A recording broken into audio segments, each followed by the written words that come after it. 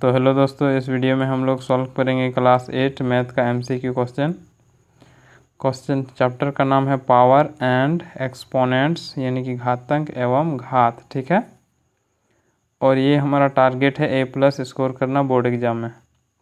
यदि आप भी चाहते हैं A+ स्कोर करना बोर्ड एग्ज़ाम में तो इस सीरीज को आप कंटिन्यू कर सकते हैं। ठीक है, ये होने वाला है क्वेश्चन नंबर 1 से लेकर 10 तक, यानी कि टोटल 10 क्वेश्चन इस वीडियो में हम लोग सॉल्व करेंगे।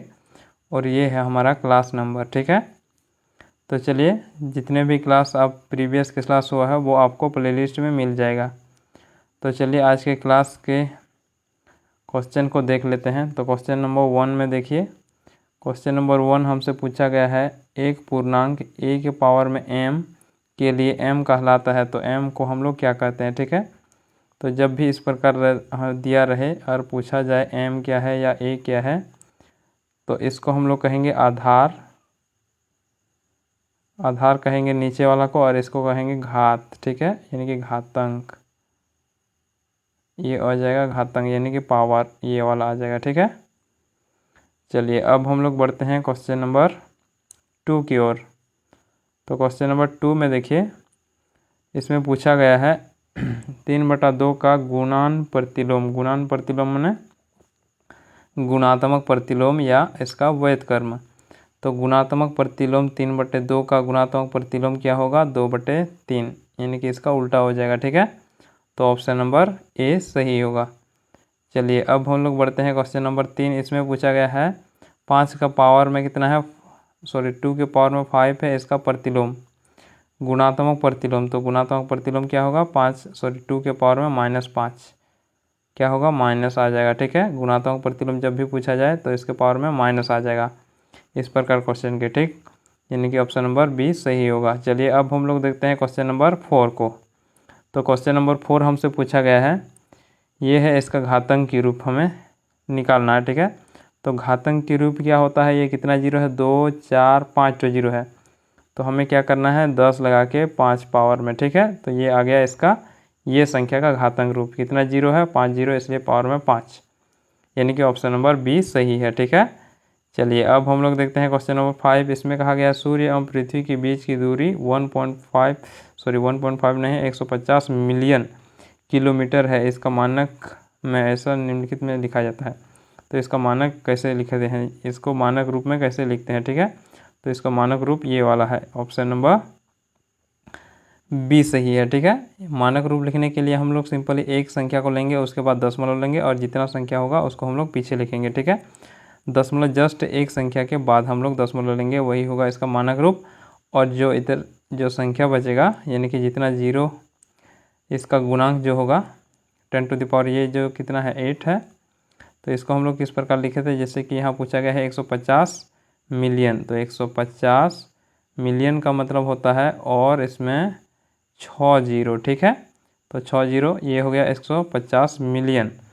अब इसमें हमें क्या करना है, इसको मानक रूप दिखाना है। तो यहाँ देखिए 1 2 3 4 5 6 7 8, यहाँ दशमलव लाना है, तो यहाँ इसके बाद की संख्या को गिनेंगे, कितना है 8 है, तो हम लोग लिखेंगे 1.5, ये सभी जीरो कट जाएगा, और यहाँ आएगा 10⁸। इस प्रकार हम लोग लिखते हैं। ठीक है, तो कितना आया 1.5 × 10⁸, ये ऑप्शन नंबर बी सही होगा। चलिए अब हम लोग देखते हैं क्वेश्चन नंबर 6 को। क्वेश्चन नंबर 6 हमसे पूछा गया है, कहा गया है -5 को गुना किया जाता है कितने बार, 8 बार। तो घातांक की रूप, इसका घातांक की रूप क्या होगा। ठीक है, तो 8 बार गुना किया जाता है, तो हम लोग क्या लिखेंगे, ये वाला, यानी कि -5 को -5 के पावर में 8, यानी कि -5 को 8 बार गुना किया जाता है, यानी कि ऑप्शन नंबर ए। ठीक है, अब देखिए क्वेश्चन नंबर 7। क्वेश्चन नंबर 7 हमसे पूछा गया है 2/3 का गुणात्मक गुणन व्युत्क्रम, जैसे कि पहले पूछा गया था क्वेश्चन में, उसी प्रकार का प्रश्न ही है। ठीक है, तो इसमें कहा गया है गुणन प्रतिलोम, गुणन व्युत्क्रम या गुणन प्रतिलोम वही होता है। ठीक है, तो इसको हम लोग उल्टा कर देंगे, यानी कि 3/2 कर देंगे। 2/3 है तो 3/2, यानी कि अंश को हर को अंश में बदल देंगे। ठीक है, तो हमारे पास आंसर सी आ जाएगा। ठीक है, चलिए अब हम लोग बढ़ते हैं क्वेश्चन नंबर 8 की ओर। क्वेश्चन नंबर 8 हमसे पूछा गया है 10⁻10 का गुणात्मक प्रतिलोम। तो इसका गुणात्मक प्रतिलोम क्या होगा, ये उलट जाएगा, यानी कि ये उलट नहीं जाएगा, ये प्लस और माइनस है तो प्लस में, प्लस रहता तो माइनस में। ठीक है, जिस प्रकार हम लोगों ने निकाला था इसका गुणात्मक प्रतिलोम कितना आया था, 2 के पावर में -5। उसी प्रकार यदि इसका पूछा जाता तो ये होता, तो यहाँ देखिए माइनस में है तो यहाँ क्या होगा, प्लस में, यानी कि पावर में 10, यानी कि 10⁻10। ठीक है, ये वाला ऑप्शन।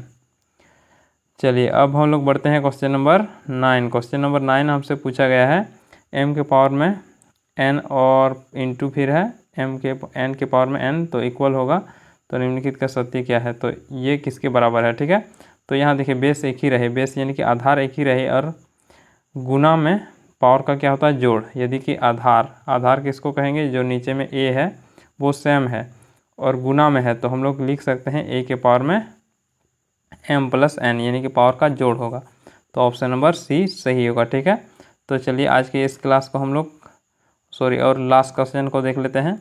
तो लास्ट क्वेश्चन ये हमारे पास है -7/3 के पावर में है -1 के बराबर है, ये किसके बराबर है। ठीक है, तो यहाँ देखिए माइनस यदि पावर में है तो ये पलट जाएगा, -1 ऊपर में है, यानी कि ये जो माइनस है इसको, ये माइनस है तो इसको हम लोग क्या करेंगे, इसको लिख सकते हैं इस प्रकार, जैसे कि -7 ये पावर में माइनस है तो ये इसको हम लोग लिख सकते हैं 3/-7। ठीक है, और ये जो माइनस है ये ऊपर भी चल सकता है, यानी कि -3/7 ये भी हो सकता है। तो ये हो या ये हो, आंसर दोनों सही है। तो यहाँ देखिए आंसर ये वाला दिया गया है, यानी कि ऑप्शन नंबर डी सही है। ठीक है, तो उम्मीद करते हैं आप लोगों को अच्छे से समझ में आ गया होगा, और यदि कहीं पे किसी क्वेश्चन पे आपको दिक्कत हो रहा है तो आप हमें कमेंट कर पूछ सकते हैं। ठीक है, और इसका फीडबैक आप देते रहिए ताकि हम लोग इसे और अच्छा से इम्प्रूव किया जा सके। ठीक है, तो चलिए हम लोग मिलते हैं फिर नेक्स्ट वीडियो में।